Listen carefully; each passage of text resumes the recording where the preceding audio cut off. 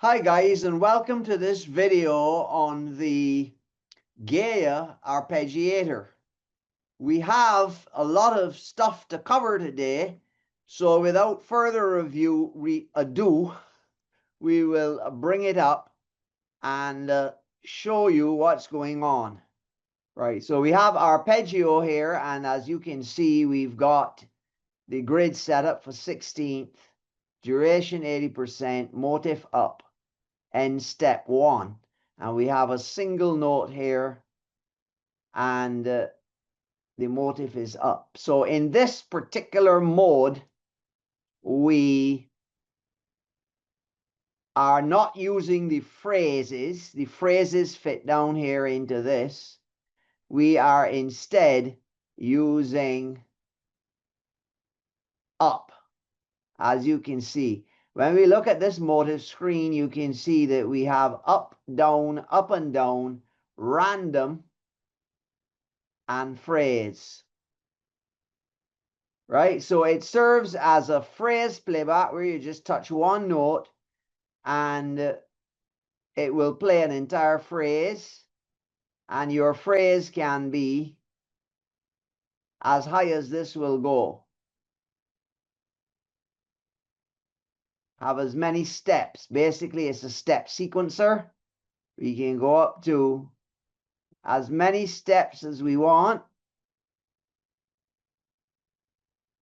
all the way up to a maximum of 32 steps. Now, what we can put here in each step is the volume or amplitude that we want that note to play at, or we can write tie, and that will tie two steps together and extend the time to 2. We can put tie in more than one. We can tie 1, 2, 3 to get as long as we would want for that particular note. So we can create beats, patterns, and phrases that way. Our grid here is set to 16th note, so according to the tempo, it will just run its way through. Now, if we have more than one note here down on the side, we can play them as a phrase, like a melody, by putting zeros in that column and only having 127, or it could be less if you want the note to be muted or not to play as loud on the note that we want to play at that particular step. So normally we would have columns of zeros with a single number in here that would correspond to the particular note that we want to play on that particular step. If we have more than one note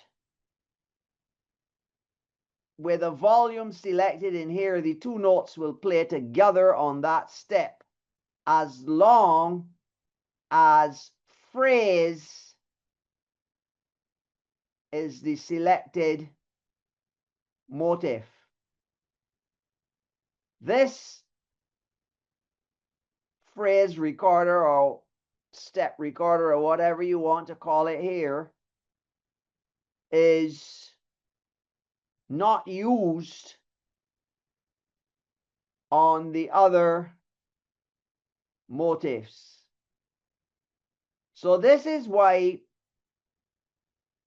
if we initialize a patch on the Gaia, as I'm about to do by holding down the cancel shift and pressing right,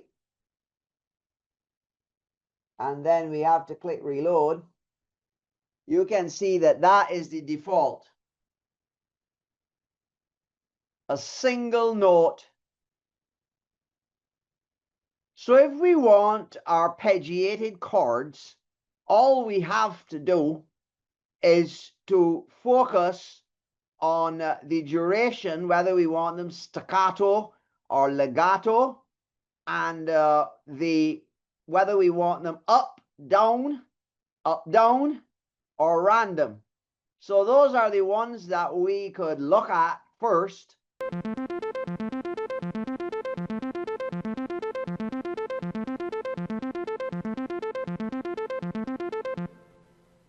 If we change it to down,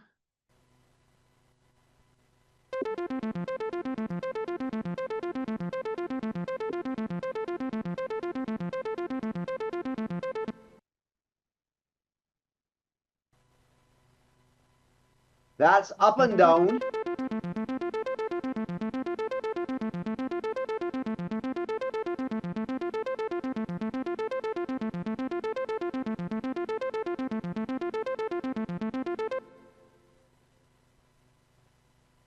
That's random.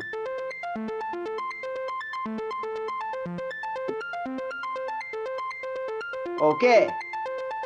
So now you know that the majority of your patches that don't use arpeggios are going to have a screen looking similar to this. And the default value is 80% duration and motive up. So we have 64 preset arpeggios included in the system. It come factory 64 patches.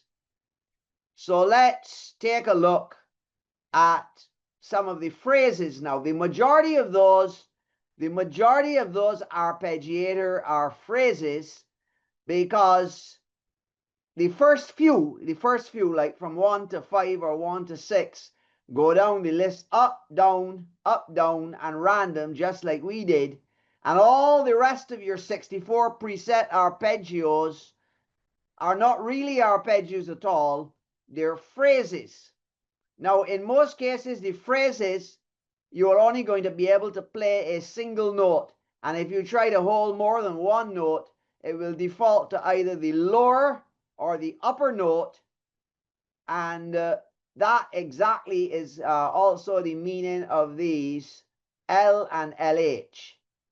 Low note, high note, lowest and highest would be a good appropriation for that, right? So either it's prioritizing lower notes, or it's prioritizing lower and higher notes. So that is the meaning of the L and the LH on those choices that you have there. But you can, of course, experiment with these things on your own, because everything happens from here, and once you have this sync enabled, when you make changes here, they will happen also in your GAIA synthesizer. We are using the GRAW editor, so you just have to look for GRAW editor online. It's free, and you can join us in your exploration. But you're not going to find a proper explanation of setting up these arpeggio phrases, which you actually can do. You have the capability to do it, and you should use your capability to the fullest. You can't edit. Normally, the textbook tells you the specifications for the GAIA, tells you that it comes with 64 presets, and there's no space for user things. Unlike the FA06, the FA06 has a user space where you can create your own phrases and store them. But with the GRAW editor here, you can make changes in your phrases. You can set up quite complex phrases down here, and you can save them with your patch. You don't save them as an actual arpeggiator variation. You save it with your patch, and it becomes part of that particular patch, which is really what you want anyway. So it's not a big limitation that you have, and it allows you to access the power of the phrasing. Now we're going to run through a couple of phrases here so that you can hear how they sound. I'll also speed up the tempo. I had the tempo intentionally slowed down here so that you could differentiate between the notes of the up, the down, and the up, down, and the random. Okay, here we're looking at F4. This is preset 4 arpeggio, and you can see we have interesting rhythms set up here. One thing we notice about this one, it has no more than one note per step, but the rhythm is set up in strange way because we have a step here where nothing sounds, and we have a tied step. You can place tie, type T-I-E in any of these spots and get a tie, and you can hear how this sounds now.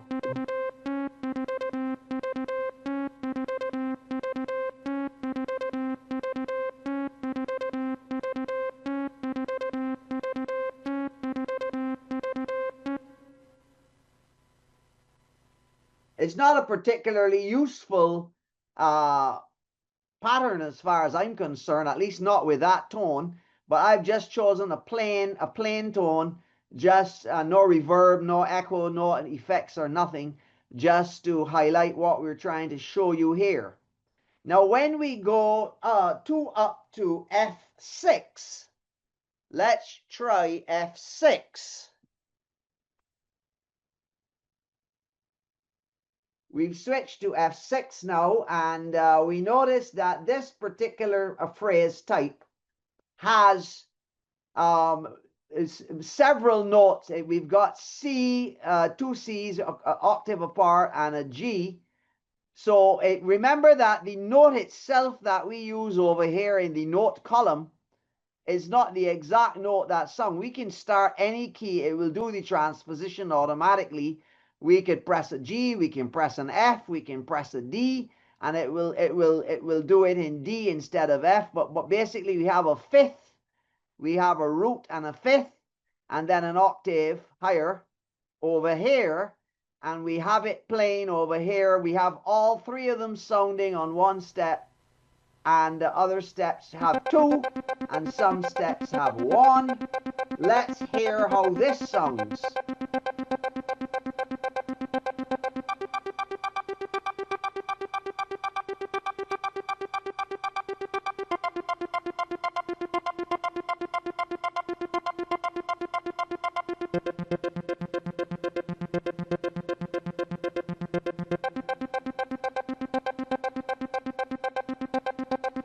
Okay, so we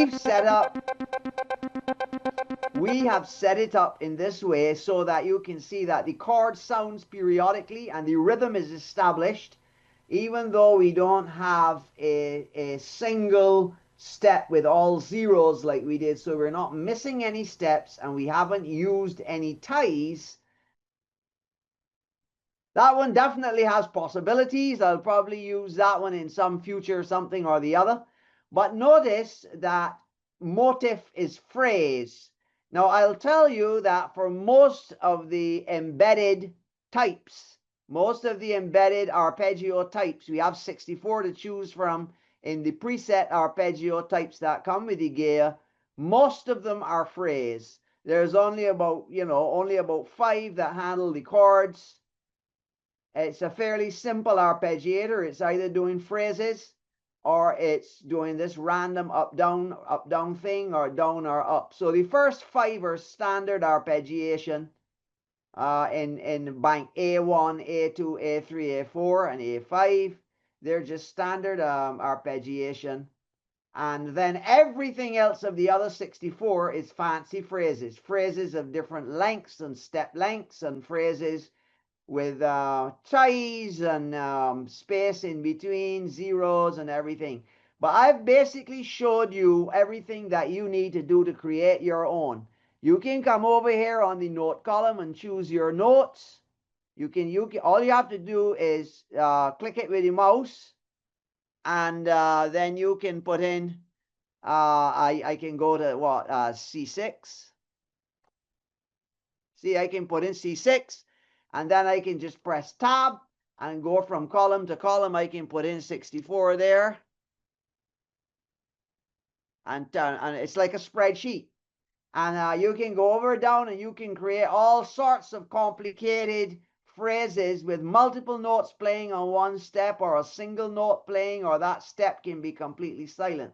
It's an amazing, powerful step sequencer here that you have thanks to the GRAW or GRAW.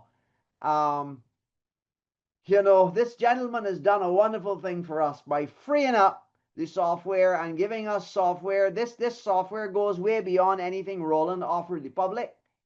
And all you have to do is learn how to use it effectively. As I said, you can increase your steps up to a maximum of 32 steps. What other sequencers can you find around that can give you any sequence length? It's very powerful sequencer.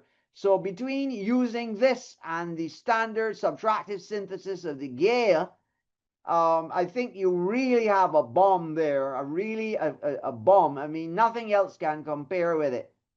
So I just wanted to do this as an introduction to the sequencing. Just remember that before you download the GRAW software, you have to install Java runtime in order to get it to run, because it's written entirely in Java. So you go and you get the latest Java runtime on your computer, and then download the patch and just click on the Java thing and associate it, and boom, you're up and away. Check out all the instructions on GRAW. Just put in GRAW editor for GAIA in your Google and go and get the download. And we're going to explore many other things in the course of our adventures together with the GAIA. As I said, we're going to explore the normal settings of tone 1, tone 2, and tone 3. I've done some things on that already. And the settings that you can do, parameters and so, for the distortion, flanger, delay, and reverb effects, which are not turned on at this point in time, because remember, we are only dealing with the initialized tone. So these will all be off right now. But you can do all sorts of things with these when you turn them on, because the parameters appear here, and that we'll make that another video. So sign up if you're not already signed up, and see you in the next video.